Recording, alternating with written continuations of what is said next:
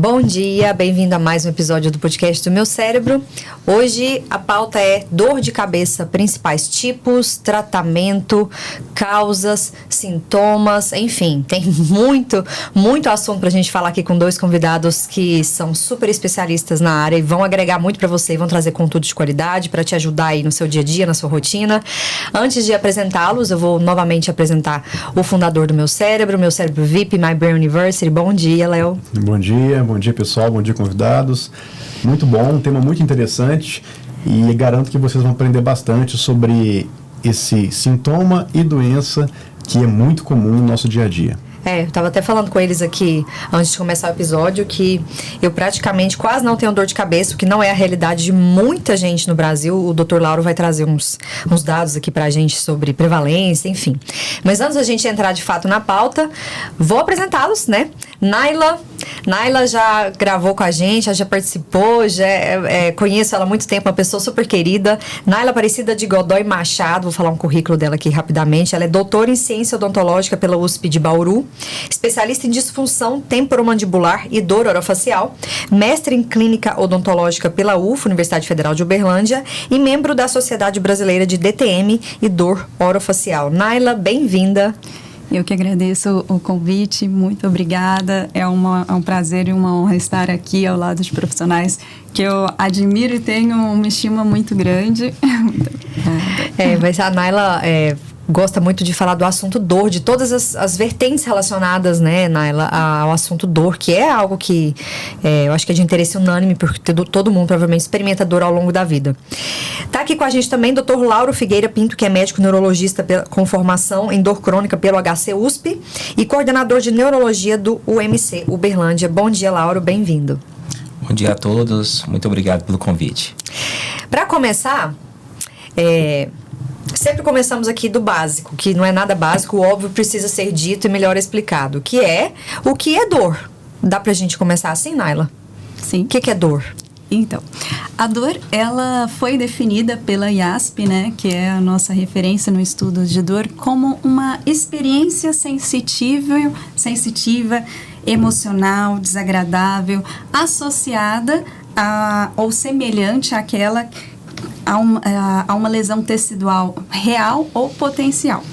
Essa classificação, essa definição de dor, ela é muito interessante, porque ela coloca a dor como uma experiência. Sendo uma experiência, ela vai ser influenciada por contextos individuais. Então, a gente não pode cair na tendência de super generalizar uma dor. Então, ela contempla essa individualidade.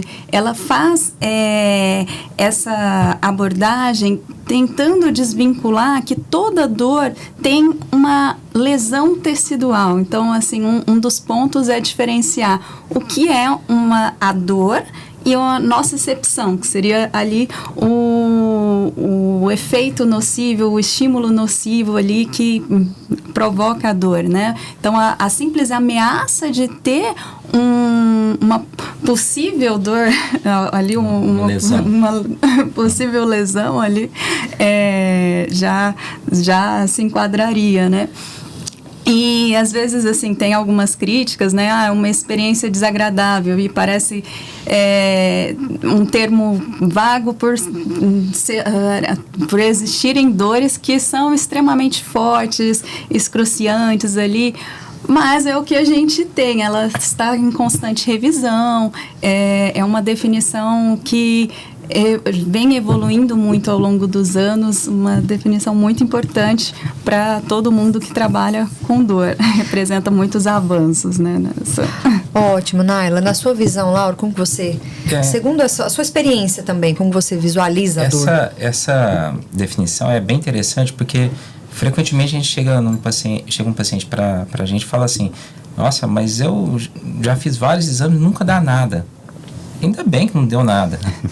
O duro é quando você vê um paciente com dor de cabeça, faz uma investigação, acha um tumor, um aneurisma, um AVC, uma causa grave para a dor, que aí seria uma cefaleia secundária, por exemplo, no caso de uma dor de cabeça. Mas boa parte das dores crônicas, elas não têm uma causa específica. Então, elas existem sem ter uma lesão tecidual. Então, apesar de você falar assim, é uma dor de cabeça tipo pontada, uma facada, você não está levando uma facada de verdade. A dor é como se fosse. É uma experiência sem uma lesão tecidual real. Entendeu? Uhum. Eu acho que a gente pode até falar, levando em consideração isso, da importância evolutiva da dor. Porque como pode uma experiência que está descrita como sendo não prazerosa, desagradável, ter alguma importância para a gente, né? Mas quando a gente avalia até algumas síndromes muito raras, onde a pessoa ela é incapaz de experienciar dor, o risco dela não conseguir sobreviver, daí a óbito aumenta muito. Então a dor, ela é um mecanismo de sobrevivência importantíssimo, né? E aí a gente pode até começar já na divisão, vocês podem até falar, né? Você pode começar, Laura, falando da questão, o que é uma dor? Que é um sintoma e uma dor que é uma doença. A gente tem muita questão da dor aguda e da dor crônica, dessa diferenciação. Assim, a dor, ela nasceu, ela é um mecanismo para que a gente se defenda daquele estímulo nociceptivo. Por exemplo, você vai lá e pega um objeto quente, queimou a mão, você vai tirar dele. Você não vai continuar queimando até machucar, fritar a sua mão. Agora, se você continua com uma dor que já não tem mais a lesão tecidual ali, é um mecanismo que está sendo disfuncional, não tem necessidade de existir, tá? E aí a gente começa a falar que é uma dor patológica, uma dor disfuncional que necessita realmente de um tratamento. Não tem por que a pessoa ter dor de cabeça 3, 4, 5, 10 dias por mês, sendo que não tem nenhuma lesão tecidual. Então, uma enxaqueca é um mecanismo desnecessário. É um passo da evolução que foi para um lado ruim. Não precisaria de existir aquilo na pessoa. E aí, por vezes, necessita de tratamento. Talvez aí já caiba um conceito que é o que é a dor como sintoma, o que é a dor como doença. Então, existem algumas dores que a gente chama de primárias, quando você está falando que a dor é a própria doença. Não existe uma causa de base. Por exemplo, uma pessoa que tem enxaqueca, não é para a gente achar nenhuma lesão específica no cérebro causando a dor. Uma pessoa que tem fibromialgia, não é para você achar uma lesão ali que tem que ser tratada, uma doença reumatológica causando a fibromialgia, tá? Mas você fala tipo tensão, não tem uma lesão secundária.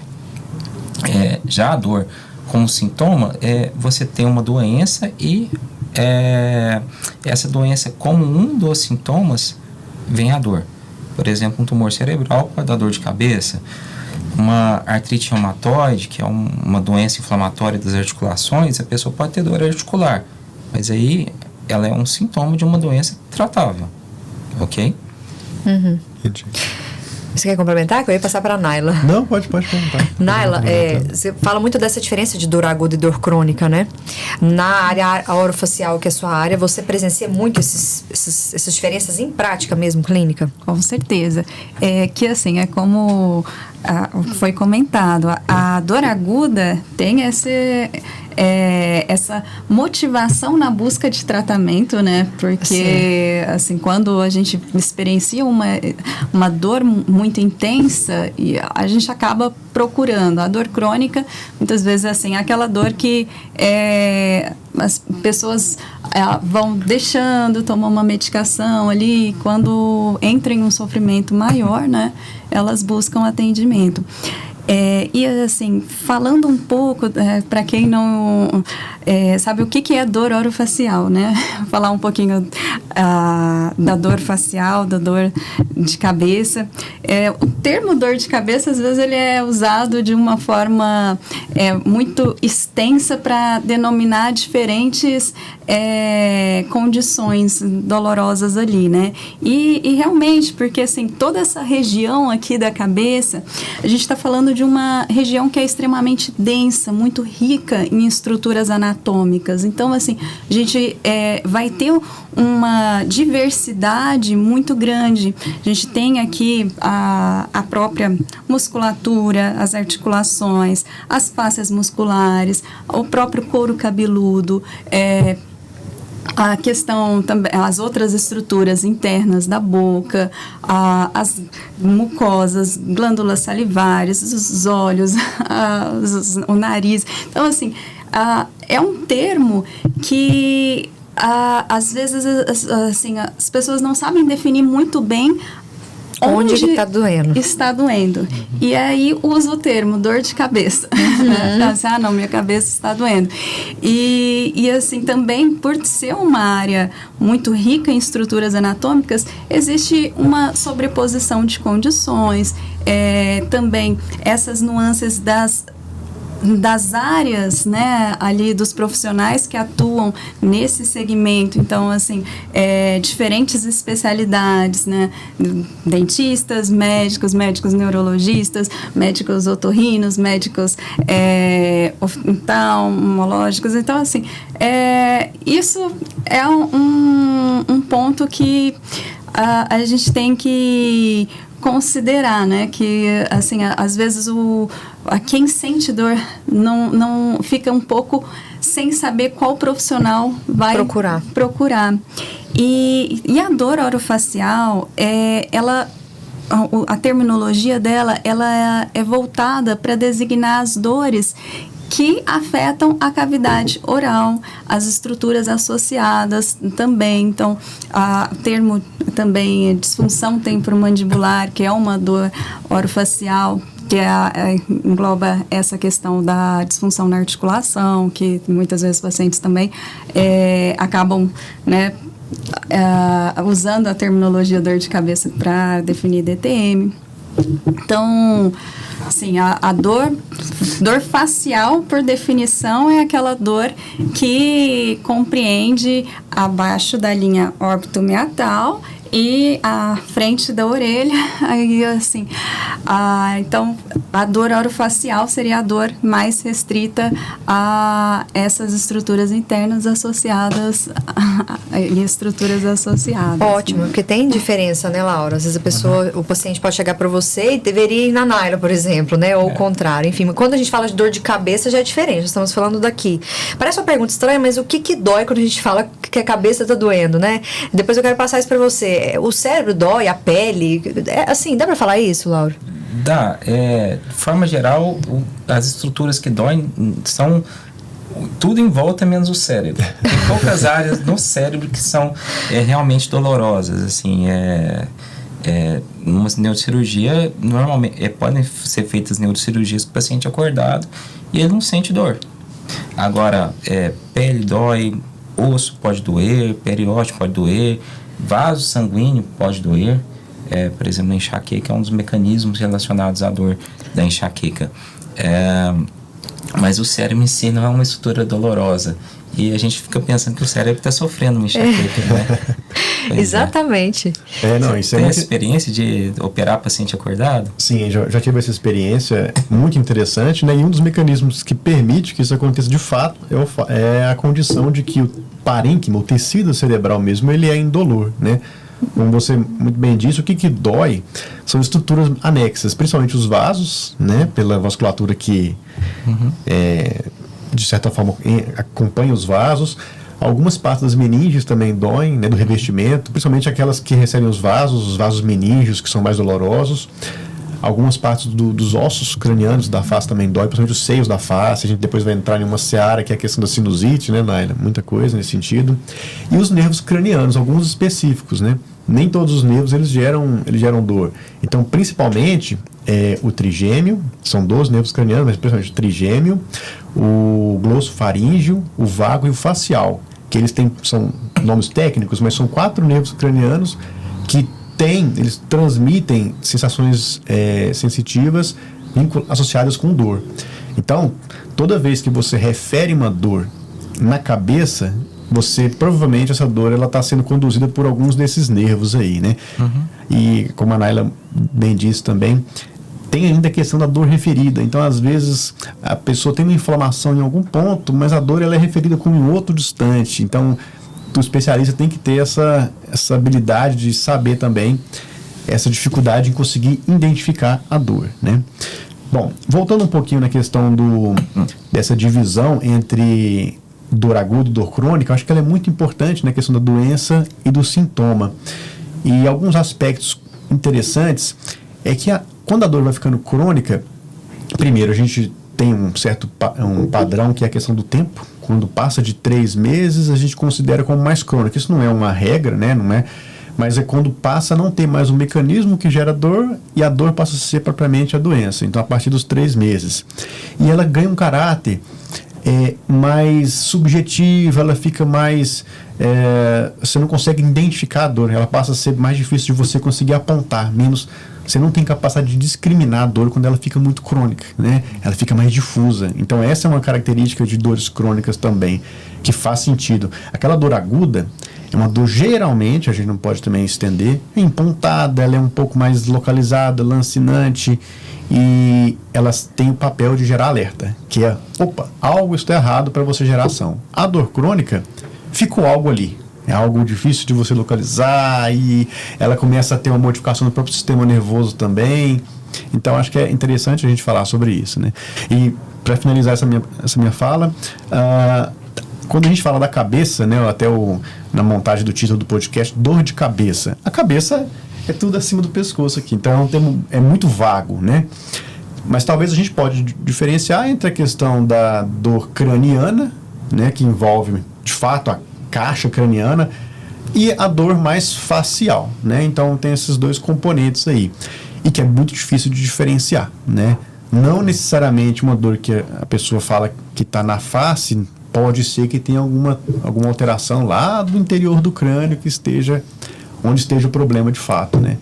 Então, acho que a gente pode agora entrar especificamente aí em muitos aspectos de dor que... Tipos de dor. Tipos de dor, Tipos né? de dor de cabeça, acho que começar com o Lauro. Tipos de dor de cabeça, assim, no pré-estudo que eu fiz, a gente tem dor de cabeça primária, secundária. Dá pra gente falar um pouquinho disso, Lauro? Bom, primária são aquelas que não tem uma causa específica. Não tem uma causa grave subjacente, melhor dizendo. Porque estudos recentes têm mostrado que mesmo, por exemplo, a enxaqueca deve ter um mecanismo genético. Talvez aqui... alguns anos a gente vai fazer um painel genético para enxaqueca que vai vir 3, 4, 10, 20 genes que vão falar assim, olha, você tem uma predisposição para ter enxaqueca, ou você tem uma predisposição para ter uma cefaleia de tipo tensão. Mas basicamente primárias não tem uma causa básica, uma causa de base principalmente grave. As secundárias têm uma causa adjacente. Por exemplo, cefaleia, uma dor de cabeça relacionada a um tumor cerebral, a um aneurisma, a um traumatismo craniano, tá? Dentro das cefaleias que a gente chama de primárias, que não tem uma causa específica, as principais são a cefaleia de hipotensão, a cefaleia, a enxaqueca, né? As cefaleias trigêmeo autonômicas, que aí talvez a mais conhecida seja a cefaleia insalva. São essas as principais. Aí existem inúmeras outras, mais de 200, mas assim... Só dentro das primárias? Não. Dentro das no primárias, geral? não. Dentro das primárias são menos. Mas assim, de todas as dores de cabeça, tem um livrinho que é só para colocar o nome e as características. Aí são mais de 200. Nossa, Laura. Eu já li esse livro inteiro por curiosidade, mas assim... Não recomendo. Tudo na vida tem seus prós e contras, né? Mas é bom que, de repente, a gente... acha depois um paciente com uma característica que você já leu no livro. Sim. Então, o que eu acho que é interessante dessa classificação é que ela pode ser agrupada, né? Então, você consegue, por exemplo, vasculares, aí você já direciona para a causa dela, né? Sim. Ou não vasculares, né? Quanto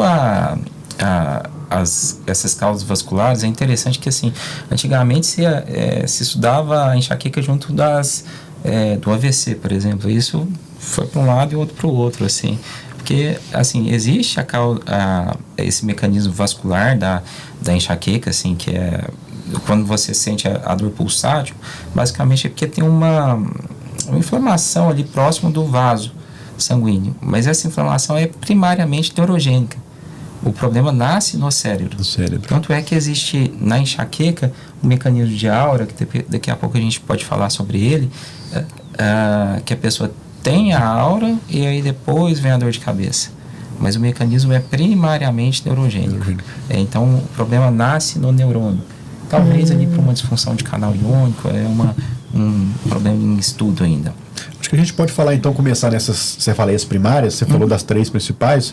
Vamos explorar um pouco mais a enxaqueca, né? Que também é chamada de migrânia. Pode falar do conceito pra gente? Enxaqueca e migrânia são sinônimos, para começar. Eu vou falar mais enxaqueca aqui, porque eu acho que agora que as pessoas estão aprendendo enxaqueca, aprender outro nome vai ficar um pouco mais complicado, né? A enxaqueca é um tipo de dor que ela é natural para o paciente. A pessoa tem que ter crises recorrentes de dor e que elas parecem entre elas. É uma dor que tem uma duração que pode ser de média para longa, então de 4 a 72 horas, mas tem gente que tem dor de cabeça contínua, que aí entra num quadro que a gente chama de enxaqueca crônica, ou status migranoso. Nessas crises a pessoa tem uma dor de cabeça que pode ser mais de um lado que do outro, às vezes de um lado, às vezes do outro, variando de lado, tá? A dor costuma ser intensa, pulsátil, como se fosse um coração batendo dentro da cabeça. Essa dor piora quando a pessoa faz uma atividade física, por exemplo, subir uma escada, agachar, levantar, ou leva a pessoa a ficar de repouso, porque se ela mexer dói, tá? Pode vir associada com vontade de vomitar, náuseas ou até vômitos, e a pessoa costuma ter aversão à luz e ao barulho nas crises, tá? Então, perfil clássico, a pessoa está com uma dor de cabeça muito forte, pulsátil, está deitada, sem luz e sem barulho. Mais ou menos 30% das pessoas que sofrem de enxaqueca têm aura junto. A aura a gente define como sintomas neurológicos focais. Então, por exemplo, pode ser visuais, pontos pretos, pontos luminosos, vai ficando uma torção na visão, visão tunelizada, perde a visão só de um lado. Em geral, sintomas positivos com negativos. Então, ao mesmo tempo que tem o preto ali, tá sem enxergar, vê alguns pontinhos claros juntos. Esses sintomas vão progredindo e depois vão diminuindo até desaparecer completamente. Em geral, não durando mais do que 1 hora. Tá? Essa hora pode vir antes, durante ou depois de uma crise. Tá? Nessas crises, a pessoa, em geral, dura minutos e a pessoa já sabe, ela vai vir minha dor de cabeça e aí já se prepara para isso. Mas aí que vem, é um sintoma neurológico focal, então começa a nascer lá no cérebro, numa região, em geral, mais posterior, no lobo occipital, no lobo parietal. O cérebro fica atordoado, por isso é que tem a aura. Aí depois inflama próximo do vaso e a pessoa tem a dor de cabeça. O estresse pode potencializar enxaqueca? Falando de desencadeantes, muitas vezes a gente recebe paciente preocupado, o que eu posso comer, o que eu não posso comer. Tem vários deflagradores conhecidos para enxaqueca, mas o estresse é um dos principais, tá? E o problema é que não dá para controlar. Como que eu falo para a pessoa, não passa nervoso não? Não funciona essa abordagem. Às vezes vem aquela mãe e fala para não passar nervoso. Às vezes o estilo de vida que a gente tem não é muito difícil. Mas assim, falando de desencadeantes, o estresse emocional é um dos principais, menstruação da mulher, esse dá para evitar. A gente pode, por exemplo, a mulher pode fazer um método contraceptivo contínuo e parar de menstruar durante alguma época da vida, se ela tiver dores horrorosas no período menstrual. Bebida alcoólica pode desencadear, principalmente bebidas alcoólicas ruins, assim, de baixa qualidade, vinho tinto de baixa qualidade. Normalmente o enxaquecoso nem gosta disso. Ele já teve experiências horrorosas e ele já sabe que não dá certo. Traumatizou. Jejum prolongado, privação de sono. Agora, você como mamãe, como que vai falar não privo de sono? Não passa estresse emocional. É impossível, assim. Eu não sei como que deveria ser a abordagem, porque essa não funciona mesmo. Então, a gente fala para tentar evitar o que causa a sua dor, mas o que é específico para você. Então, assim, a pessoa fala, olha, toda vez que eu como melancia, eu tenho crise de enxaqueca. Não come a melancia, pô. Pronto. Uhum. Toda vez que eu tomo vinho tinto, eu sinto dor de cabeça. Não precisa nem falar para a pessoa. Ela não gosta de vinho, ela não gosta de álcool. Ela não é uma pessoa que gosta de beber. Tem com chocolate? Normalmente a pessoa não vai ser um chocolatra. Principalmente que boa parte dos pacientes já chegam pra gente com 25, 30 anos. E aí tem dor de cabeça há 10 anos. Ela já teve muitas crises para saber o que causa a sua dor. Uhum. Então, essa questão hoje de ficar evitando deflagradores é uma coisa que hoje está caindo meio por terra, porque boa parte disso não vai resolver muito. E a gente tem tratamentos altamente eficazes para dor de cabeça. A gente consegue resolver em 95% dos casos. Com medicação. Medicação, mudança de estilo de vida, tratamentos. Não vamos falar só de remédio. Porque remédio é uma parte considerável, mas existem outras coisas também. A gente sempre fala isso aqui no podcast, de um sistema a ser considerado, né? Se for para a gente ponderar assim, o que é muito importante para uma pessoa com enxaqueca para evitar desencadeantes. Não é que isso a dor de cabeça só vai ocorrer por isso, mas isso pode fazer com que ela tenha uma crise. Então, dormir direito, fazer exercício físico regular, beber bastante líquido, bastante água, tá? E manejar o estresse, digamos assim, não passar estresse, né? Manejá-lo, né? Manejá-lo de uma forma correta, hábitos saudáveis, em resumo. Tá bom? Perfeito. Eu acho que é curioso essa questão da atividade física, porque realmente, né, quando você está com a crise, praticar atividade física, o mínimo esforço aumenta no caso da enxaqueca. Mas é importante frisar, né, para as pessoas que a prática regular de atividade física ao longo do tempo é um fator de proteção contra a enxaqueca, né? Contra talvez a intensidade das crises, a frequência das crises, né? Então é importante ter isso em mente. Quando você faz atividade física, você produz vários neurotransmissores, dentre eles serotonina, noradrenalina, dopamina, endorfinas, que são opioides endógenos. Então, você está produzindo o seu próprio remédio. Olha que coisa legal, né? Que legal.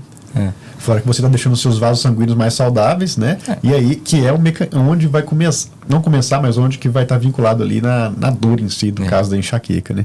Acho que é muito interessante. Outra coisa também em relação à ocorrência dela ao longo da vida, porque acho que a primeira pergunta é, enxaqueca ocorre em criança? Se sim, como é que ela se dá? E existe uma tendência de que ela ocorra mais ali por volta da terceira década de vida e depois no idoso ela tende a arrefecer, apesar de que alguns casos tem, né Laura, de enxaqueca. Digamos assim, a enxaqueca pode ocorrer em crianças, não é uma coisa tão frequente, tá? É bem menos que no adulto, principalmente por questões hormonais. Para o homem não faz tanta diferença, mas para a mulher, quando ela começa a menstruar, piora muito. Em geral, na mulher, ele começa a menstruar, a enxaqueca começa a aparecer com as gases mais fortes. Mas tem crianças que podem ter dor de cabeça, normalmente não tem todos esses critérios bem definidos, como eu falei agora há pouco, e pode manifestar como, por exemplo, dores abdominais cíclicas. Pode aparecer, não ser tão pulsátil, mas, em geral, essas crianças têm uma carga genética importante. Então, os pais são enxaquecosos também.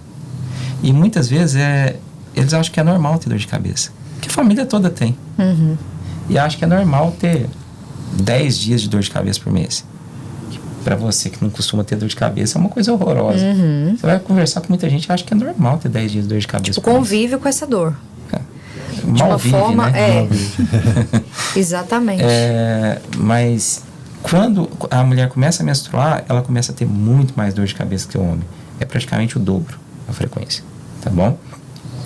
E aí, quando entra na menopausa, ela reduz a frequência de dor e passa a ser mais ou menos próximo ali do homem. Vamos dizer, em termos de frequência, mais ou menos 12, 18% das mulheres têm dor de cabeça, então o período que está menstruando ali, o adulto jovem que tem conta para pagar, boleto para vencer no final do mês, criança pequena em casa, aí é a época de ter dor de cabeça mesmo, tá? E tá menstruando, né? É a pior fase, né? Já o idoso, essas crises melhoram em geral bastante. Um outro período da vida da mulher que melhora é o período gestacional. Em geral, para de flutuar o hormônio e, assim, uma das principais causas ali, principais causas não, uma principal deflagrador é a queda do estrógeno. Logo antes da menstruação é percebido como uma das principais deflagradores ali para dor de cabeça. E aí, por não ter essa ciclagem, não ter esse problema do estrógeno durante a gestação que predomina a progesterona, em geral as mulheres têm uma calmaria na gestação. Não são todas, mas a maior parte tem. Ótimo.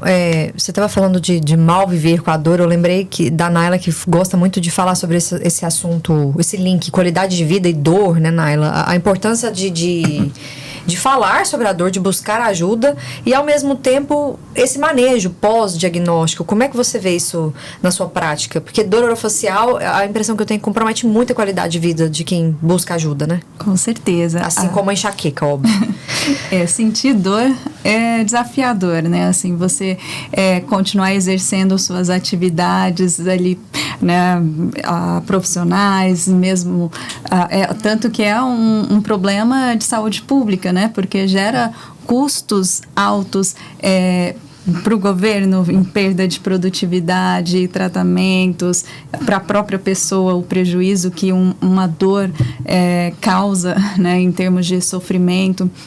E então é muito importante que as pessoas também busquem o atendimento profissional. Existe até uma campanha da Sociedade Brasileira de Cefaleia, 3 é demais, que fala muito dessa questão de não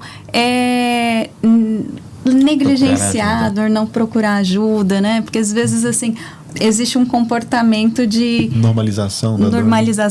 Vou tomar um remédio e pronto, e gerenciando dessa forma, com automedicação, e não é a forma mais adequada, né? E então, assim, existem os diferentes comportamentos frente à dor e influencia na experiência. Existem comportamentos que vão ser mais saudáveis e tem os comportamentos que vão prejudicar nesse enfrentamento, né? A forma como a pessoa enxerga a dor, como ela lida com essa dor, e essa questão do manejo do estresse, os pensamentos, as crenças que existem, tem até uma linha, né, da psicologia que trabalha mais especificamente essa abordagem do paciente com dor crônica, principalmente, até a parte de enfrentamento centrado no significado, porque assim, a gente tem uma tendência a pensar sempre a dor como algo muito ruim, associar a um sofrimento extremo. E quando a gente fala, e até faz um link com a própria definição de dor, né? Quando a gente observa algumas culturas que têm rituais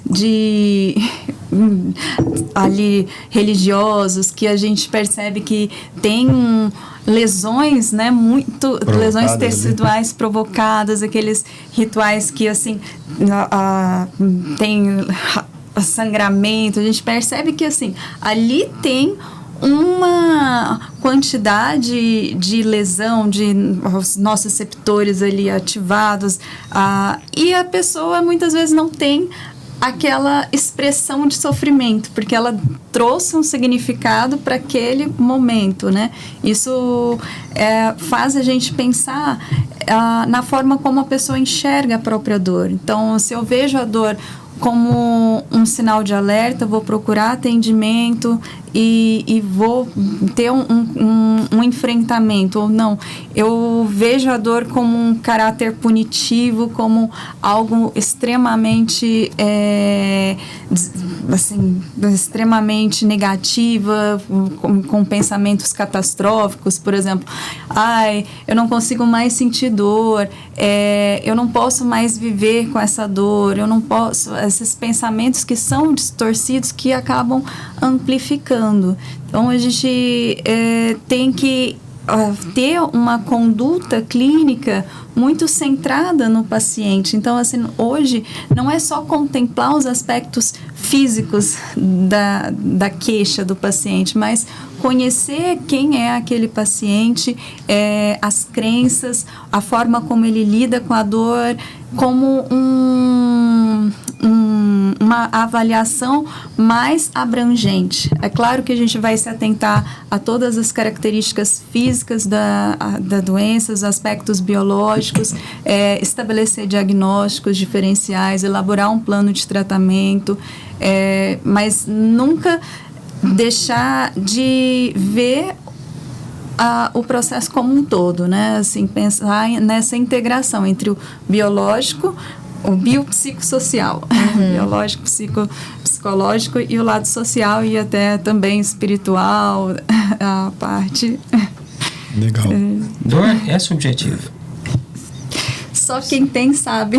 Não, dor é subjetivo. Baseado nessa subjetividade, Laura, por exemplo, quando você vai fazer um exame da dor, mais na parte da anamnese, ou seja, do questionário, como que você, né, a sua prática diária, como você também, Naila, avalia a intensidade da dor do paciente? Tem algumas escalas para isso, é difícil, né?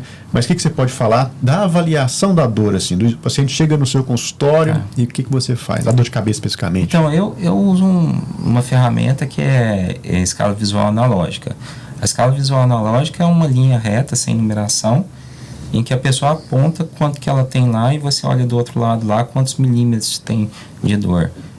Só que isso você pode fazer no seu consultório mesmo, uma linha de 10 centímetros, 100 milímetros, e aí a pessoa fala quanto que é a dor mínima, a máxima e a média, por exemplo, no último mês.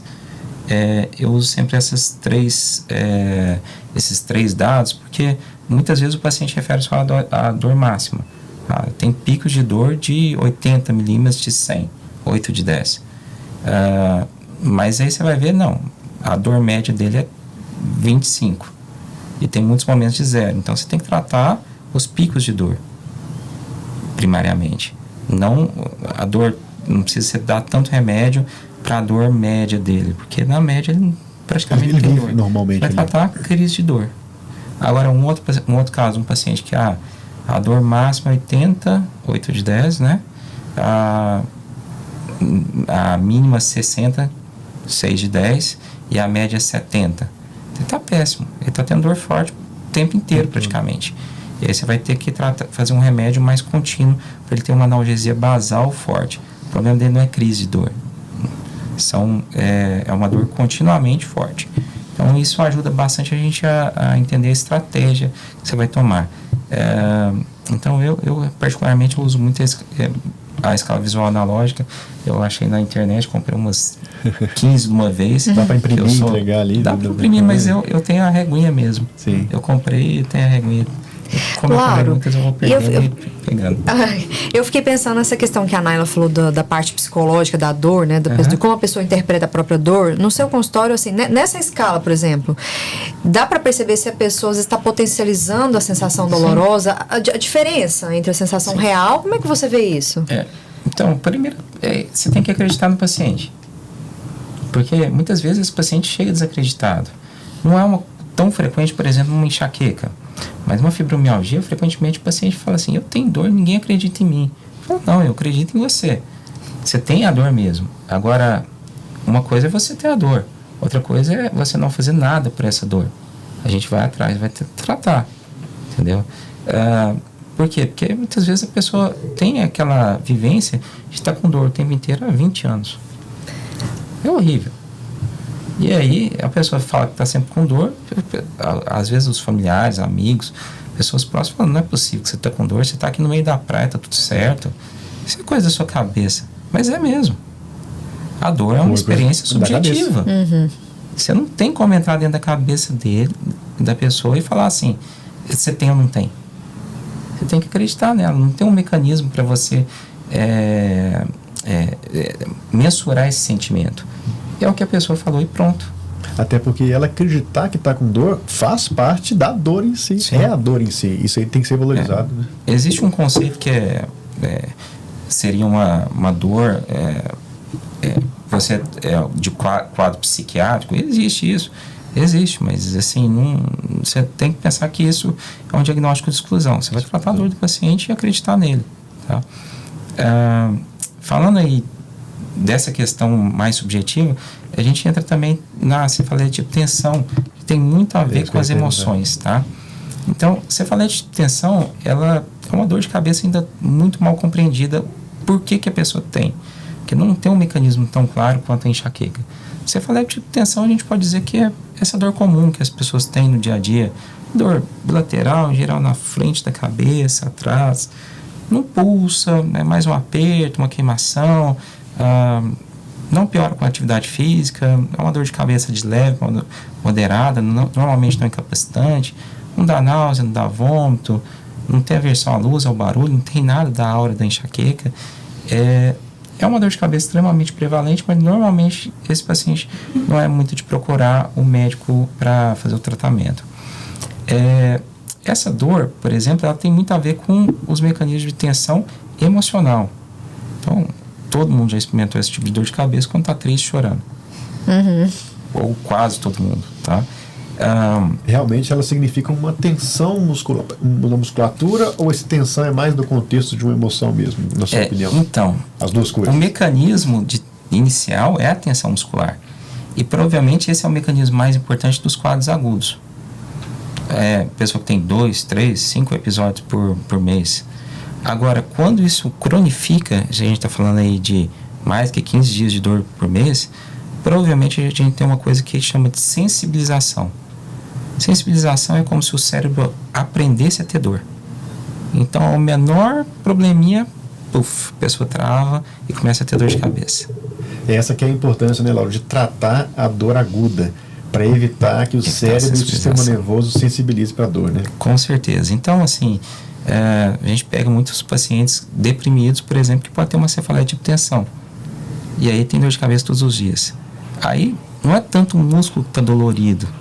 Ele criou dentro dele uma sensibilização e ao menor probleminha, o menor problema, a exposição a um estresse, ele está lá todo tenso e começa a ter dor, tá? E aí a gente tem que atuar nessa sensibilização, normalmente com medicações, mas uma medicação excelente, um tratamento, melhor dizendo, excelente, atividade física regular. Melhora bastante a questão da cefaleia tensional, né? Atividade melhora física. Muito, muito. Fibromialgia também melhora muito com atividade física. Tá. Para a gente encerrar essa questão das cefaleias primárias, gostaria que você falasse um pouquinho para a gente sobre a cefaleia em salvo, porque ela é bem curiosa, assim, chama atenção, né? Chama atenção, porque principalmente profissional de saúde, médico, é uma dor de cabeça muito intensa mesmo. É muito pior que uma enxaqueca. Em geral, ela é próximo do olho e estritamente unilateral, fica só próximo desse olho aqui. A pessoa normalmente não tem uma descrição muito clara se é pulsátil, se é um peso, se é uma facada. A pessoa fala, tá muito ruim, tá doendo muito. Pode vir com sintomas autonômicos, tipo cair a pálpebra, lacrimejar o olho de um lado só, ficar vermelho o olho daquele lado, a pupila, que é a menina do olho, fica pequena. A pessoa pode ter obstrução nasal ou escorrer o nariz só de um lado. E é uma dor de duração curta. Vamos dizer assim, ela pode durar de 30 minutos a 180 minutos, 30 minutos a 3 horas. Mas é tão intensa que as pessoas pensam em bater a cabeça na parede, se matar. E o problema é que ela costuma recorrer. Então a pessoa entra em períodos de melhora, passa meses sem ter, mas aí de repente começa a ter. Tem 20, 30 dias que ela tem uma dor todos os dias, por exemplo, no meio da noite. É uma dor interessante, assim, e é importante o médico conhecer que existe essa dor, porque ela tem um tratamento bem curioso, que é a oxigenoterapia. Você coloca a pessoa com máscara de oxigênio, em grande volume, normalmente com tórax para frente, e em geral ali dentro de 5, 10 minutos a pessoa melhora da dor de cabeça só com oxigênio. Por quê? Qual que é a relação? Não entendi. Provavelmente tem a ver com vasoconstricção, tá? E aí quando você oxigena a pessoa, ela vasodilata e melhora, tá? Inclusive um outro vasodilatador, que é o sumatriptano, também funciona nessa dor. Tem tratamento também. E para pessoas que têm dor de cabeça muito frequente, às vezes a pessoa tem crônica, tem 3 meses que está com dor desse jeito. Aí tem um tratamento contínuo também para evitar que as dores ocorram. Tem tratamento para tirar a pessoa da crise, em vez dela ter 30 dias de dor, como ela teve nos últimos 10 anos, todo ano ter 30 dias de dor, você corta a crise em, 3, 4, 5 dias.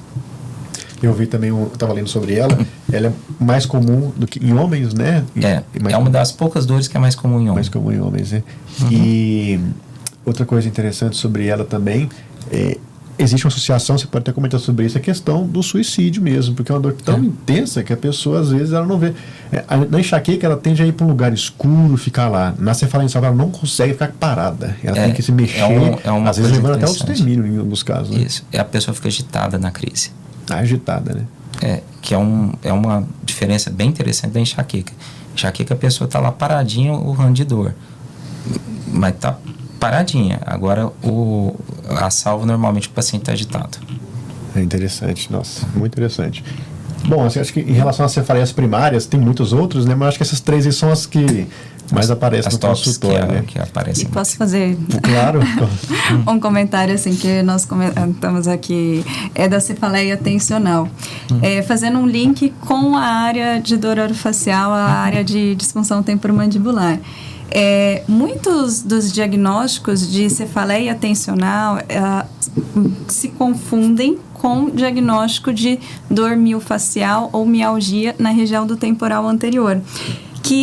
Então, assim, existe uma linha tênue, né, entre essas duas condições, a disfunção temporomandibular ali, essa mialgia, essa dor miofascial no músculo temporal anterior, e muitos pacientes podem se beneficiar com um atendimento conjunto, além do médico neurologista, mas também com o especialista em dor. E, assim, que a DTM, né, ela tem uma comorbidade, é uma condição comórbida tanto com a enxaqueca quanto a cefaleia tensional.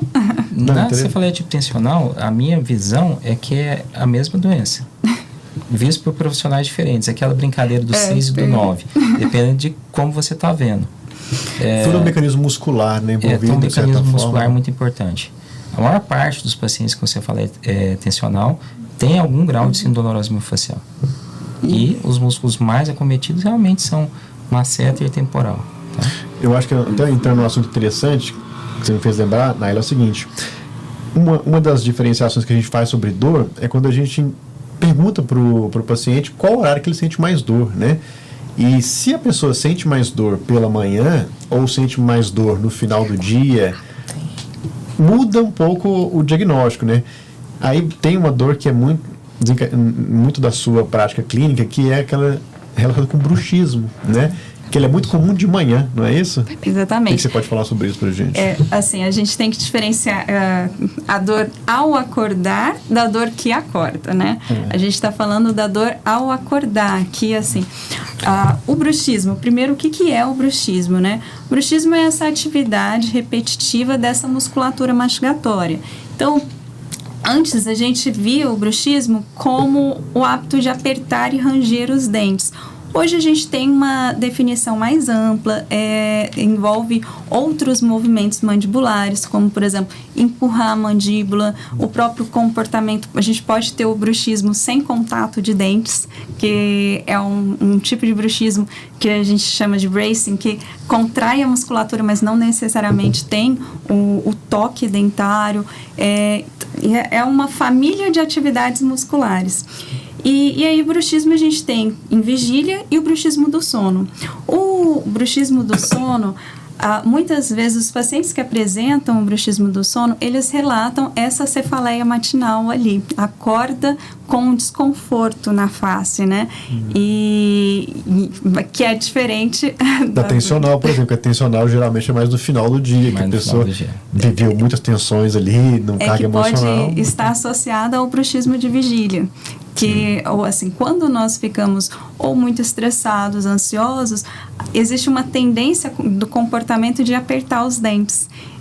E isso gera uma sobrecarga nas estruturas trigeminais e acaba influenciando nessas dores também. É importante também lembrar, assim, eu estava lendo, é muito interessante, porque a mandíbula é um osso desconectado, né? Para se unir aí o restante da face do crânio, ela precisa de uma musculatura muito potente, que está muito relacionada aos mecanismos aí tanto do bruxismo quanto da DTM, da disfunção temporomandibular, né? Então, muito interessante, né? Essa questão anatômica, como é que ela explica as dificuldades dessa dor aí, né? Lauro, agora falando das cefaleias secundárias, assim, acho que todo mundo que vai no consultório quem tem dor de cabeça, tá com medo de ter um tumor ou um aneurisma, quando a dor é intensa, né? Como diferenciar, assim, no seu ponto de vista, os dados no exame mais significativos para você identificar uma dor secundária? O que você precisa afastar ali que dá para fazer na consulta de imediato, por exemplo? Assim, dentro dos sinais de alarme que a gente fala, alguns são muito relevantes, assim. Talvez o sinal de alarme mais relevante é, na verdade, um sintoma, que é a dor de cabeça súbita. Aquela que ela chega na intensidade máxima em menos de um minuto. A pessoa está sem dor, pum, já vem um estralo muito forte. Essa é bastante perturbadora, tá? Normalmente o paciente vai relatar como a pior dor de cabeça da vida, vai de 0 a 100 em menos de um minuto. E aí está relacionado com um aneurisma. Não tem como, tem que investigar, né? Tem que investigar. Essa talvez é a dor de cabeça, é o sinal de alarme mais preocupante de todos que a gente tem no dia a dia.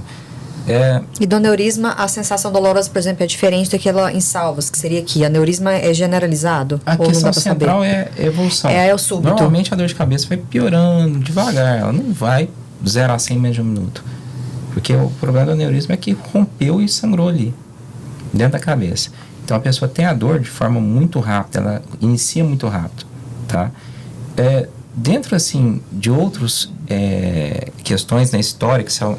A história da dor de cabeça é mais importante que o exame neurológico, a imensa maioria das vezes, tá? Comorbidades importantes, por exemplo, o paciente tem HIV, não está tratando, tem imunossupressão por quimioterapia, uso de corticoide, transplante de órgãos. Dor de cabeça relacionada à febre, a gente tem que pensar que é a febre que tem alguma doença infecciosa junto. Nem sempre é meningite, a menor parte das vezes é uma meningite grave. Fiz uma sinusite ou mesmo infecção geral dengue. Mesmo, né? Atualmente é dengue. Atualmente é dengue.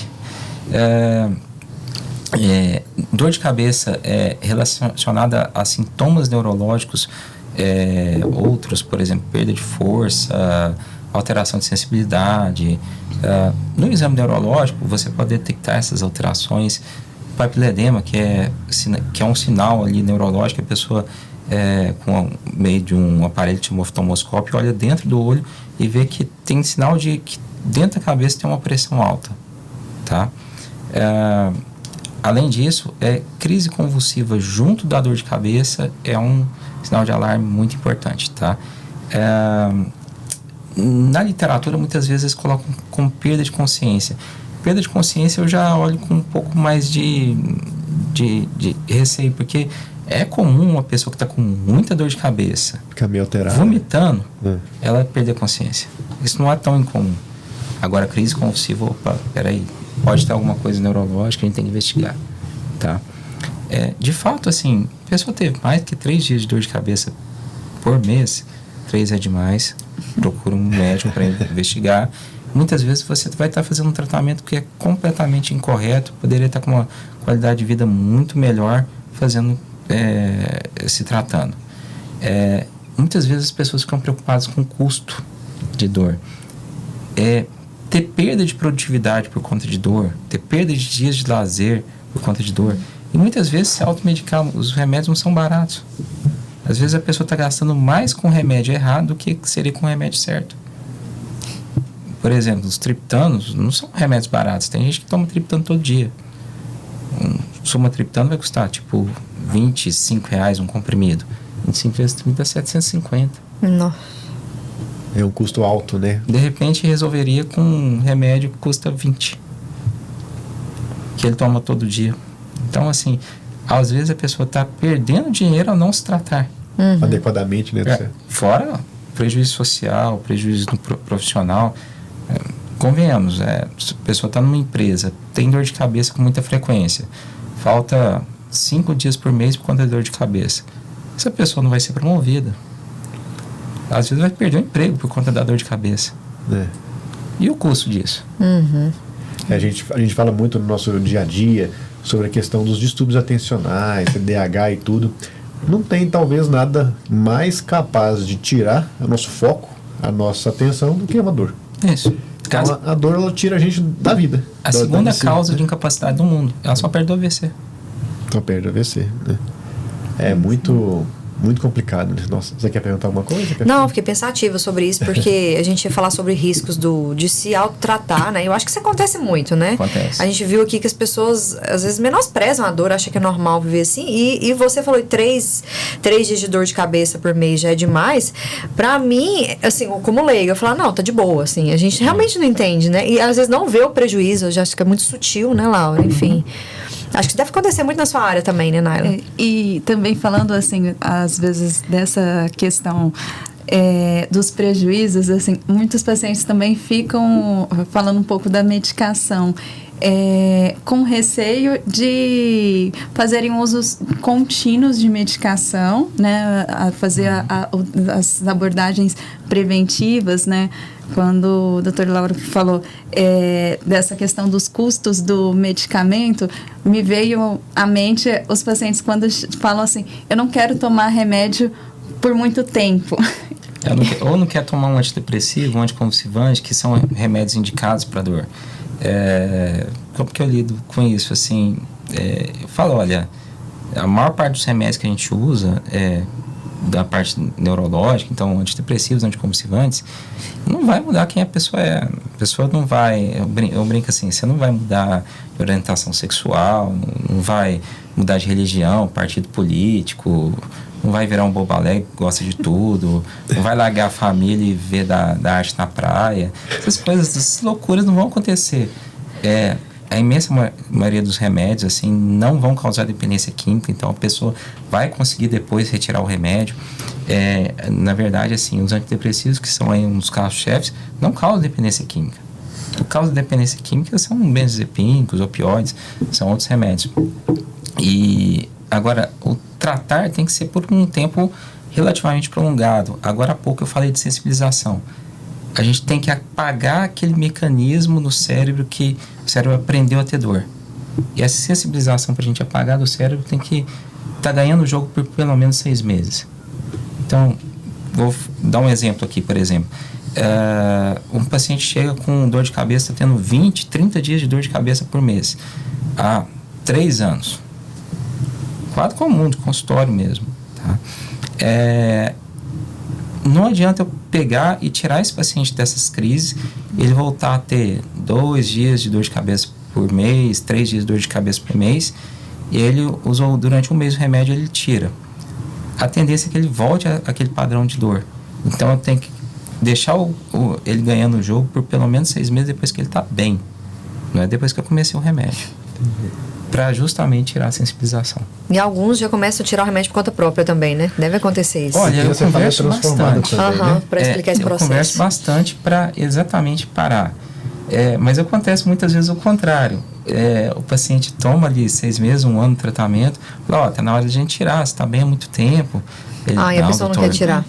Não quero voltar a ficar do jeito que eu estava, não. Não é dependência química, é que a pessoa estava tão mal e às vezes nem sabia que estava deprimido, ansioso, com dor de cabeça, que quando começa a ficar bem, ela fala, simplesmente eu não quero voltar a ser quem eu era antes.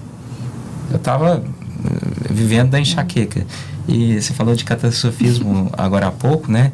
Eu brinco, tem um desenho antigo que é o Lip and Hardy, que tem o leão que é todo pra frente, gosta de tudo tá ótimo, e tem uma hiena que ela é toda assim, dia, azar, e acha tudo ruim, e a pessoa fica daquele jeito mesmo, fica péssima, ela fica deprimida, ansiosa, visão muito ruim, catastrofista, e quando você tira a pessoa desse fundo do poço, ela melhora muito a qualidade de vida.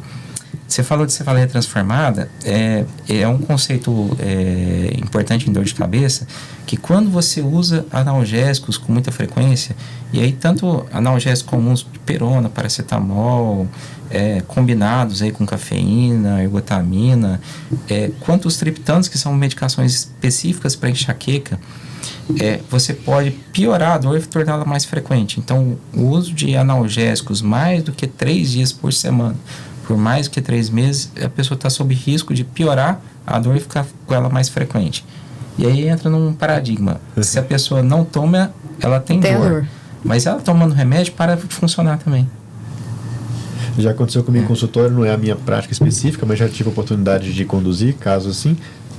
Por conta desse abuso de medicamento, a primeira conduta seria suspender tudo e recomeçar um plano ali do zero, entre aspas, né?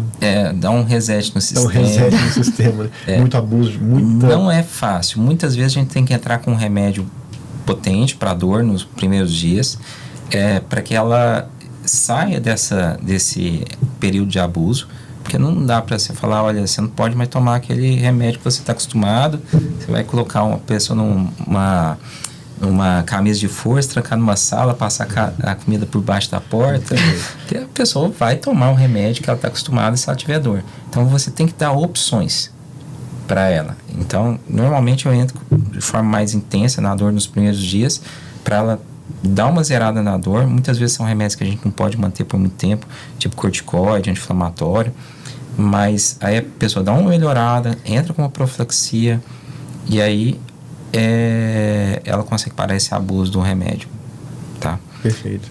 E também você citou isso, acho muito interessante, eu estava lendo sobre que tem um tipo de cefaleia também, que é aquela relacionada com abuso de substâncias ou com abstinência de substâncias. Eu acho que aí inclui algo muito interessante, e também a cafeína também, o café. Muita gente, às vezes, principalmente os bebedores crônicos de café, com muita cafeína, ficam sem o café e vão ter cefaleia ali, né? Bebedor crônico de café tipo eu. O café é bom. A cafeína é interessante, que assim, muitas vezes é colocado como um desencadeante. Realmente, beber muito café pode desencadear dor de cabeça, mas a privação de café de quem toma muito café também pode causar dor de cabeça. Eu costumo falar que o pacote é o pacote final de semana, quando o paciente está tendo dor de cabeça, tipo, todo sábado ou todo domingo, eu já... peraí, como que é o seu dia? Normalmente a pessoa sai, fica até tarde na rua, tem privação de sono, bebe bebida alcoólica pra caramba, no outro dia acorda tarde, então o sono dele fica desregulado, pula o café da manhã e vai só almoçar. Então é o combo. Perfeito. Privação de sono, uso de bebida alcoólica, jejum prolongado e privação do café que ele está acostumado. Aí realmente para dispor até a própria crise de enxaqueca e tudo também, né? Isso é mais frequente em jovens, lógico, né? Aí quando a gente vai amadurecendo, em geral a gente para de fazer essas besteiras, né? Alguns não. Esperado, né? Mas normalmente a pessoa que sofre muito de enxaqueca não faz isso, porque ela passa mal. E ela traumatiza com a dor mesmo. Ela traumatiza. Ela fala assim, não vale a pena. Uhum. Beleza, eu me diverti ontem, mas passei 2 dias péssimo. E aí, normalmente, o enxaquecoso não é um grande fã de bebida alcoólica, não é um grande fã de balada, de ficar até tarde na rua. Ele é uma pessoa que ela acaba se conhecendo e privando-se de alguns estímulos que são muito ruins. A dor é muito intensa, né? Então a pessoa ela não quer passar por isso, né? Isso. A dor é muito forte. Mas é importante falar que também não precisa se privar de tudo, tá? Assim, a pessoa tem que aprender a se conhecer, lógico, mas também a pessoa que está tendo muita dor de cabeça, com muita frequência, não adianta ela pegar um kit lá com 200 coisas para se privar. Se você for muito radical e ler tudo que tem na internet aí, que você não vai poder tomar água, alface. A gente acha nada, de tudo, de fato. Não. Até assim, porque também um desencadeador para uma pessoa não é necessariamente o mesmo para outra, não é muito variável, cada um de um jeito. Quando a gente fala em doença, não é bem uma doença a enxaqueca, ela é uma síndrome. É um conjunto de sinais e sintomas que deve ter vários mecanismos patológicos envolvidos. E por isso que a gente não tem uma resposta única para todo mundo. Uhum. Perfeito. Então, o que pode desencadear uma enxaqueca para uma pessoa não vai desencadear em outra. Pronto. Cada paciente é de um jeito e a gente tem que reconhecer essas especificidades para tratar o paciente de forma mais adequada. Eu acho que um dos riscos, vale a gente lembrar isso, um dos riscos de se autotratar é justamente buscar informações aleatórias na internet. Eu acho que, além de potencializar a ansiedade, quem já não acha que já teve tudo, gente? Uma pesquisa ali, você acha que você tem tudo. Na gravidez isso aconteceu comigo. Eu parei de pesquisar porque você fica muito ansiosa, né? Pensa uma pessoa com certas condições. Então, acho que isso é importante a gente falar. Eu tô com 2 coisas na cabeça. Você falou lá no início, doutor Lauro, e depois você, Naila. Doutora Naila, enfim, eu não falei como vocês querem ser chamados no início, mas eu tô falando dos 2 jeitos aqui. Sinusite, depois eu quero conversar um pouco sobre isso, e dor relacionada a traumatismo craniano, que eu acho que é muito sua área. Como é que é isso?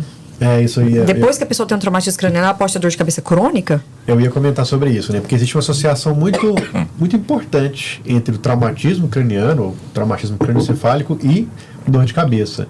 E muita gente fica em alerta, né? Estou com dor de cabeça depois de uma pancada. Por menor que seja, isso é um perigo, isso é um risco. Geralmente é algo para se observar, né? A associação entre dor de cabeça, cefaleia e traumatismo craniano, ela é comum e precisa ser observada. E às vezes ela não tem uma conexão temporal muito clara. Muitas pessoas podem desenvolver cefaleia uma semana depois de um traumatismo ou anos depois desenvolver, que a gente chama de cefaleia associada ao traumatismo craniano, né?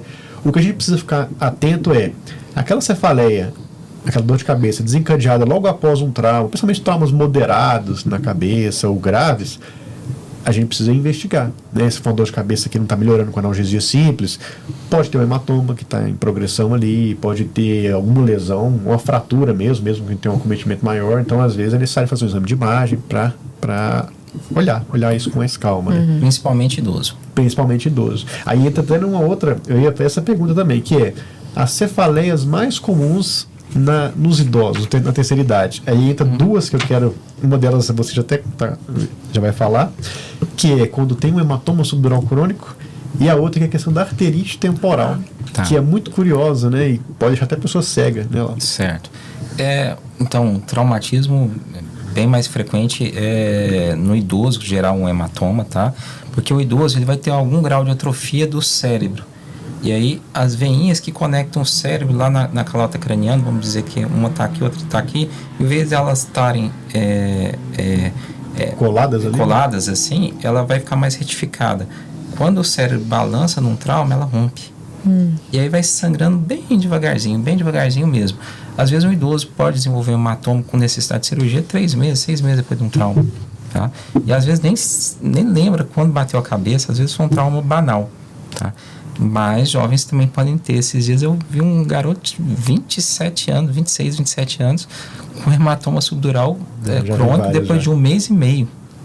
Assim, realmente eu falei, não deve ser nada. E geralmente a dor de cabeça é mais intensa, porque o espaço é menor no cérebro, né? Então, quanto mais jovem, o espaço comprimido, aí o hematoma gera uma dor muito normalmente intensa. Não chega nesse tempo porque a pessoa procura antes, né? A arterite temporal é uma doença inflamatória, uma doença reumatológica em que a pessoa tem uma dor mais de um lado da cabeça do que do outro, em geral na região temporal, próximo da artéria temporal, tá? Pode ser unilateral, pode ser bilateral, mas em geral é unilateral. E ela vai sentir como se fosse um vasinho doloroso aqui nessa região da cabeça. Ela pode vir acompanhada, por exemplo, de fadiga muscular. A pessoa vai mastigando e cansa de mastigar, principalmente do lado da dor, tá? Mas é uma doença, assim, ainda bem rara, tá? E acomete pessoas bastante idosas. A gente está falando depois de 60 anos, mas normalmente é um senhor de 80, 90 anos. Não é uma doença de jovem. E, assim, um dos marcadores bem importantes para a gente procurar ela é inflamação. Então, o VHS elevado. Sangue, né? Tá? Esse paciente pode ter febre também, pode ter dor articular difusa também, mas é aquela doença para a gente sempre ter em mente e procurar principalmente pacientes idosos. Tá? Mas ainda bem que é raro, já vi alguns ao longo da vida, mas bem comum, né? não é tão comum, graças a Deus. Tá. E fazendo até o link com a própria disfunção temporomandibular, né? É um diagnóstico diferencial. É um diagnóstico diferencial, porque assim, às vezes, comentando o que a Dani falou da questão de procurar informações na internet, né? Então, às vezes o paciente joga lá, dor ao mastigar, porque assim, a arterite temporal tem esse fenômeno da claudicação mandibular, que é diferente da dor da mastigação da DTM, porque qual que é a diferença? Na DTM, quando o paciente se alimenta, ele vai sentir um desconforto, gera um cansaço. Na claudicação, o que acontece? O paciente começa a mastigar, a dor vem forte. Aí depois ele para de mastigar, a dor cessa. É diferente esse aspecto de duração da dor, né? E aí a gente precisa ficar atento a isso também, né?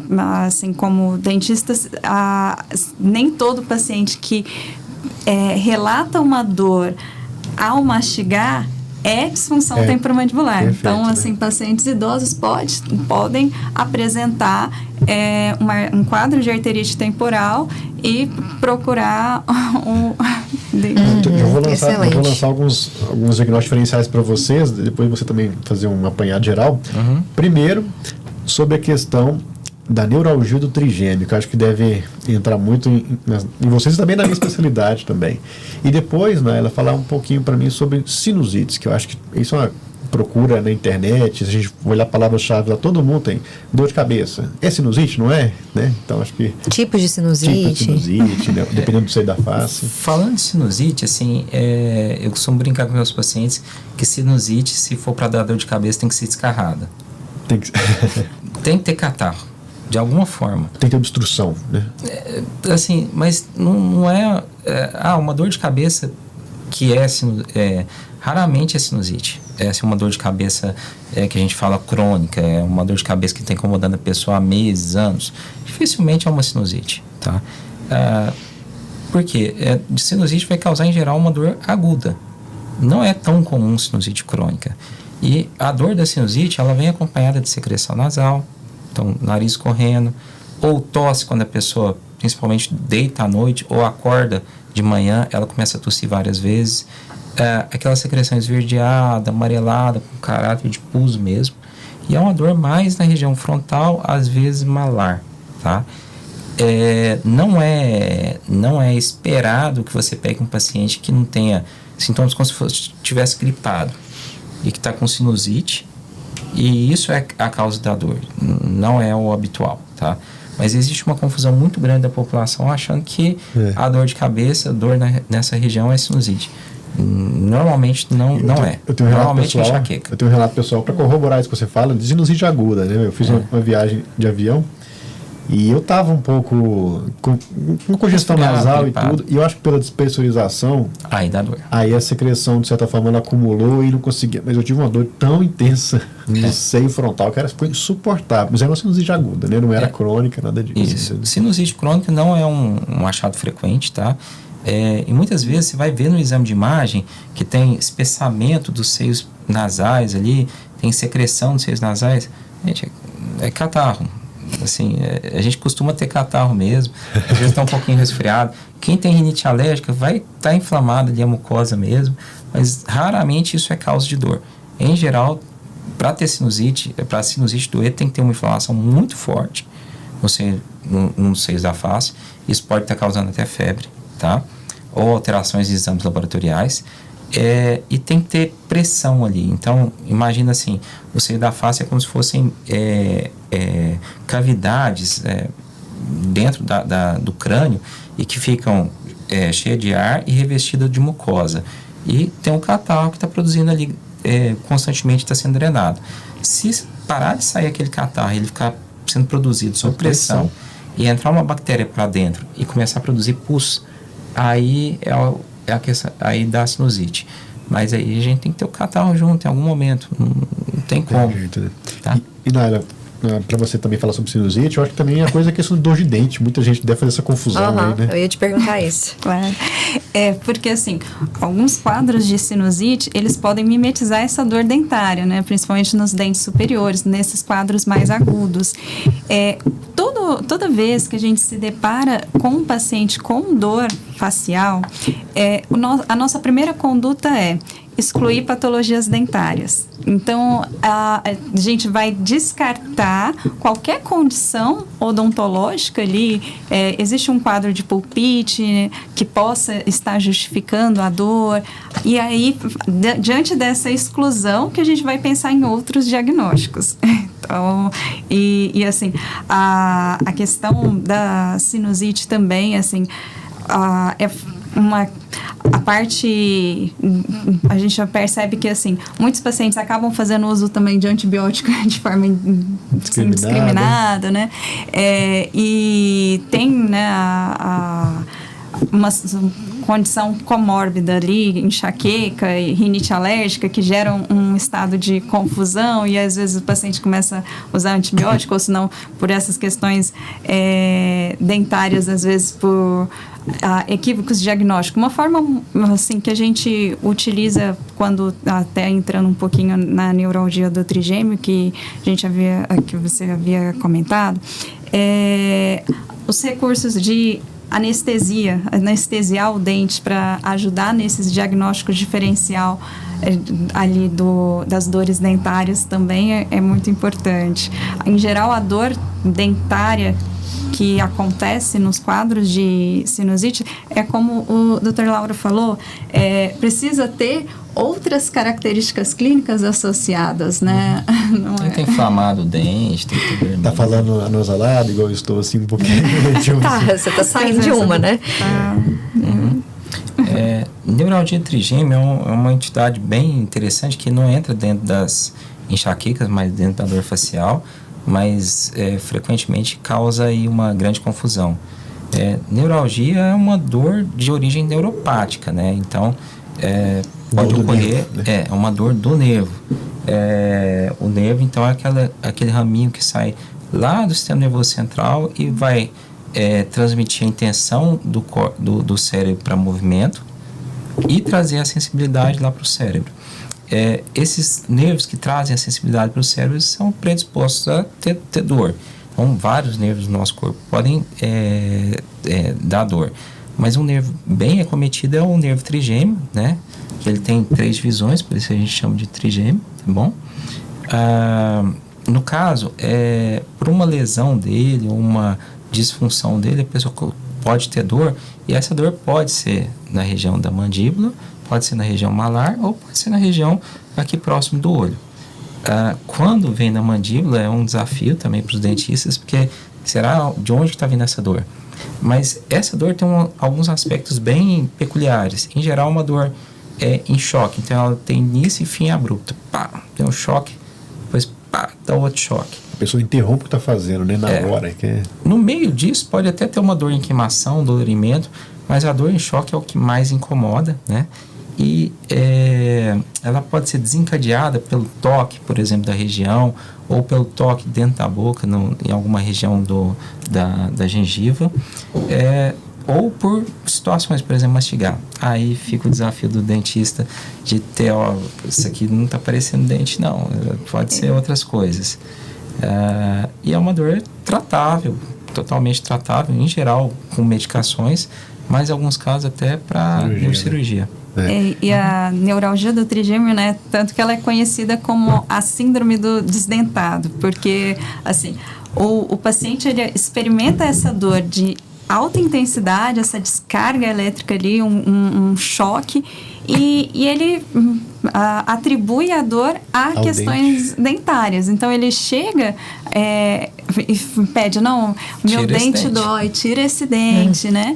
E aí entra a importância do diagnóstico, né, diferencial, e é uma dor gerenciável, né? Pode-se evitar muito sofrimento, muitas intervenções desnecessárias através desse diagnóstico. Quando a gente ouve eles falam que é a pior dor do mundo. Isso. Quando a gente ouve esses termos, você pensa, não, 2024 não vai ter isso mais. Tem, né?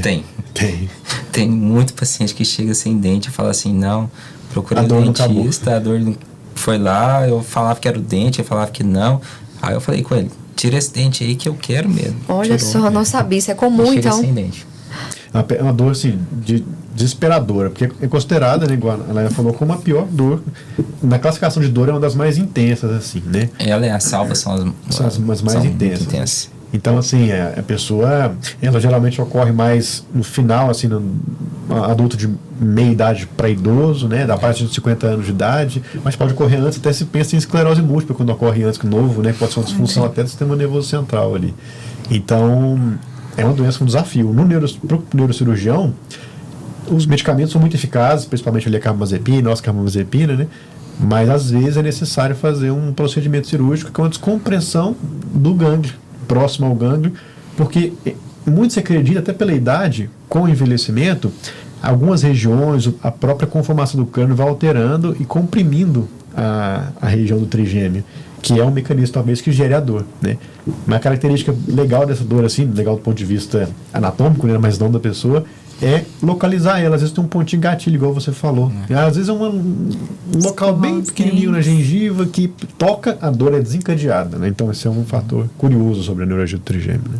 E é fácil confundir com dente, agora eu entendi, ué. Porque É muita muito gente intenso, chega imagina, sem muito dente. intenso. O local que desencadeia na gengiva. Então, a Mas pessoa vai achar que é escovar dente, os ué. dentes, aí Toda vez que desencadeia a dor. Então, por isso que é essa confusão, né? E aí, é assim como as cefaleias, né? A neuralgia trigeminal, ela pode ser primária ou secundária, né? Então, aí, no caso das secundárias, entra as intervenções neurocirúrgicas, né? As tumores podem acontecer, né? E eu acho que aí também a gente entra, né, da minha parte aqui, para falar sobre quando é que uma dor de cabeça é um tumor, né? Então aí tem um aspecto curioso do crânio, que é os mecanismos que geram dor, muitos deles estão associados com mecanismos de distensão das estruturas, né? Porque o crânio é uma caixa fechada. Então, se há uma distensão, alguma coisa está crescendo ali que não deveria estar, é um mecanismo importante de geração de dor dentro da cabeça. Um deles é o tumor, né? Os hematomas, mas os tumores. Então, muita gente chega, nossa, será que é um tumor essa dor de cabeça? Tem alguns padrões de dor, de maneira geral, para a gente classificar, que é a dor, ela é progressiva ou não progressiva? Então, se a dor for progressiva, ou seja, naquele dia ali você estava com uma dor, daqui uma semana, 2 semanas, a dor progrediu, ela mudou de padrão, ficou mais intensa. Então, é um fator de alarme para investigar, às vezes, algo que esteja crescendo dentro do crânio, né? E tem a questão do papiledema também, que dá para você conseguir ver a hipertensão dentro do crânio através de um exame direto, que é o exame de fundo de olho, que seria o papiledema, né? Então, esse é um sinal assim, importante para você conseguir entender um diagnóstico diferencial de dor, né? De saber que tem um tumor ali, alguma coisa assim. Falando aí do papiledema, veio outra coisa que frequentemente o paciente procura o oftalmologista antes do neurologista. Exatamente. Por conta de dor de cabeça. Mas raramente é um problema oftalmológico. Em geral, problemas oftalmológicos vão dar um dolorimento, principalmente na região frontal, quando a pessoa força muito leitura. E normalmente não é a causa da dor quando a pessoa pensa em está tendo uma dor de cabeça muito frequente, tá? Agora, de vez em quando eu recebo encaminhamento de oftalmologista porque o paciente está com papiledema. Papiledema. Ou seja, tem uma alteração dentro do crânio. Se acontecer com vocês, vai no mesmo dia, tá? O duro é quando o paciente espera 2, 3 semanas, chega lá, encaminhamento 2, 3 semanas com papiledema. Nossa senhora, dá até medo. Para esclarecer o pessoal, né, o papiledema é o edema na papila, né, na parte de trás do olho. Onde sai o nervo. Porque, assim, para o neurologista, para o neurocirurgião, o exame de fundo do olho, ele é uma janela para o cérebro, porque está acontecendo dentro do cérebro. Então, quando há um edema, um inchaço lá dentro, você consegue ver isso através do fundo de olho, entendeu? Então, uma cefaleia, se ela é primária, ou pelo menos ela não tem nenhum fator agravante, você não vai ver esse tipo de sinal no fundo de olho, né? Agora, se você vê, você já pode ligar o alerta, opa, vou ter que investigar, fazer uma tomografia, uma ressonância para conseguir, né, identificar a causa aí que está causando esse aumento de pressão. E ainda falando sobre aumento de pressão, às vezes tem um aumento de pressão sem o tumor, que é o caso do pseudotumor, né? Que é mais comum em pessoas obesas, né? Principalmente mulheres, onde há um aumento da pressão do líquido dentro do crânio, gera muito dor de cabeça, uma dor no fundo dos olhos, com embaçamento visual, às vezes visão dupla, né? Turbação visual. Zumbido. Não é tão comum, mas assim, é um diagnóstico de pessoas obesas com dor de cabeça atrás dos olhos e com a visão alterada. A obesidade é um fator de risco para esse tipo de... É o principal fator de risco. Para esse tipo de dor de cabeça. E, inclusive, um dos tratamentos, tá? A maior parte dos pacientes são obesos mórbidos e quando emagrecem, melhoram. Melhora. Nossa. Mais uma coisa, estilo de vida, né? Pra gente falar, tanto que é importante, né? Então o estilo de vida está muito relacionado com o mecanismo de dor de cabeça, né? Olha só que interessante. Você falou de zumbido, eu lembrei de 2 coisas que eu não sei se vai estar pro lado orofacial, se vai estar pro lado da dor de cabeça, dor de ouvido e labirintite. Labirintite? Gente, para que lado que estão essas dores? O que a gente pode falar delas? A labirintite, popularmente dita, vamos chamá-la de vertigem. Vertigem é uma tontura rotatória, por definição. Quando a gente é criança, a gente enrola as rodas do balanço e solta uma vez. Eu acho que quase toda criança brincou disso. E aí, quando você para, aquela visão de que está rodando, aquela é a sensação da vertigem, tá? Da tontura de origem labiríntica. Ela frequentemente vem acompanhada de náusea. Se você fizer demais quando criança também, você vomita, tá? E ela piora com o movimento. Quando você tenta movimentar, essa tontura tende a piorar. A labirintite, em geral, não causa dor, mas ela está muito relacionada com enxaqueca. Muitos pacientes que têm enxaqueca têm vertigem também. E, inclusive, alguns remédios que podem ser usados para labirintite, como a flunarizina, podem ajudar também na enxaqueca. Ótimo. Quer falar da dor de ouvido? Eu fiquei aqui pensando que ela está excluída e não sei para que lado que ela vai. No dor orofacial, pode ser uma dor referida, por exemplo? A própria musculatura pode referir dor para a região do ouvido. Ela confunde também com o diagnóstico de disfunção temporomandibular, porque pela proximidade, né, das regiões. E, assim, quando a gente tem a dor de ouvido, a conduta fazer essa mesma diferenciação que a gente está falando aqui. É primária ou secundária, né? Assim, a origem da dor é nas estruturas internas do ouvido ou se trata de dores referidas também, fazer essa diferenciação, né? E também a parte do zumbido, né, que você falou, assim, pode estar associado o zumbido, a própria questão da labirintite, a síndrome de Meniere, que às vezes o paciente pode ter uma cefaleia também associada ao quadro de vertigem, ao quadro de zumbido, a esses desconfortos otológicos, né, e que é diferente da dor da DTM, que é a dor da DTM. Como que é essa dor, né? É uma dor que piora quando mastiga, é uma dor que a pessoa sente um desconforto aqui, a dor ela tende a ser mais difusa, mal localizada. Muitas vezes a dor da DTM, se pergunta para o paciente onde que é a dor. Dói aqui tudo, porque é uma dor mais espalhada. Então, existem algumas diferenças entre elas. O zumbido pode ser um sintoma da disfunção temporomandibular? Sim. Principalmente o que a gente chama de zumbido somatosensorial, que é um zumbido que tem a associação com esse estado de tensão muscular. E aí, assim, quando apresenta queixas otológicas, a gente faz a avaliação e faz o referenciamento para os profissionais, também o médico otorrino, laringologista, que vai fazer uma avaliação ali das estruturas internas. Tem muita coisa, é muito complexo. Uma pessoa com dor, eu acho que às vezes ela vai precisar passar por vários profissionais, né? Assim, não sei se precisa, mas é que ela vai passar. Ela vai passar.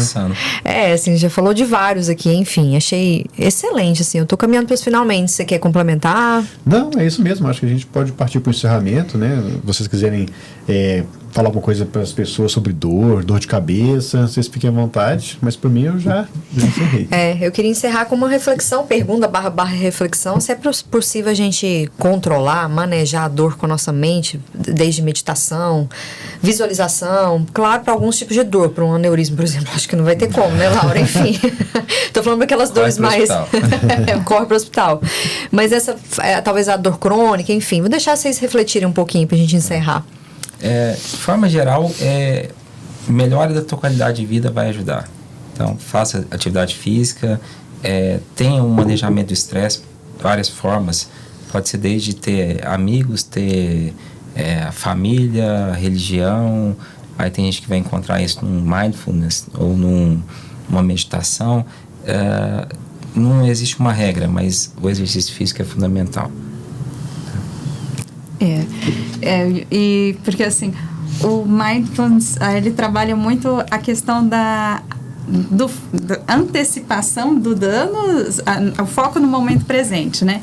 Então, às vezes, a pessoa fica muito focada ou no passado ou no futuro. Então, trabalhar esse foco tem sido um dos caminhos muito promissores, né? A meditação, o fortalecimento das conexões ali cerebrais. Assim, a psicologia também tem desenvolvido linhas muito específicas para essa área de enfrentamento da dor, que são profissionais que enriquecem muito o trabalho. É possível viver sem dor, é uma promessa que a gente pode melhorar muito a qualidade de vida de quem sofre. É um caminho desafiador, mas sim, é possível. Ótimo, Assim, principalmente excelente. como a doutora Laura falou, dessas mudanças de estilo de vida. A gente sempre fala aqui no Meu Cérebro, né? Sempre. Tem até um post importante do Meu Cérebro que eu gosto bastante, que vocês colocam assim, os pilares, né? Atividade física, alimentação e noite de sono. Isso que é aí, um cérebro assim, que então, eu isso adoro. aí eu pensei isso há muito tempo atrás, assim, olhando, estudando na internet, né? E eu pensei nisso, acho que foi uma das primeiras, meu cérebro foi um dos primeiros a colocar esses pilares aí. Isso já tem uns bons anos. Que eu acho que dá pra se juntar um novo, que é a questão da socialização, dependendo de como ela é feita. Mas acho que o sono adequado, na atividade física e uma alimentação equilibrada, eles são os pilares, de fato, para construir um cérebro saudável, assim, e a saúde como um todo, né? Para finalizar a minha parte, primeiro agradecer ao Laura, à Naida, pela participação, muito bom. É um tema extenso demais, né? A pessoa acha que dor de cabeça, a gente vai falar uma frase, vai acabar, mas o tema dá para desenrolar e falar muitas e muitas horas. E a mensagem que eu quero deixar é que é muito importante saber diferenciar para a nossa vida o que é a dor sintoma e o que é a dor doença. E talvez entender que a dor tem que ter um mecanismo de atenção. Então, se você dedicou atenção e resolveu, esse é o papel da dor que está ok. Dor não precisa significar sofrimento. Sofrimento já é uma elaboração mental relacionada à dor. Então, quando você toma decisões relacionadas à dor, você vai estar colocando a sua balança em prol da atenção, resolução e menos a favor do sofrimento, né, da lamúria em si. Então é isso, eu queria agradecer a todo mundo que participou do podcast e até a próxima semana. Obrigado. Excelente. Obrigada, gente. Até semana que vem.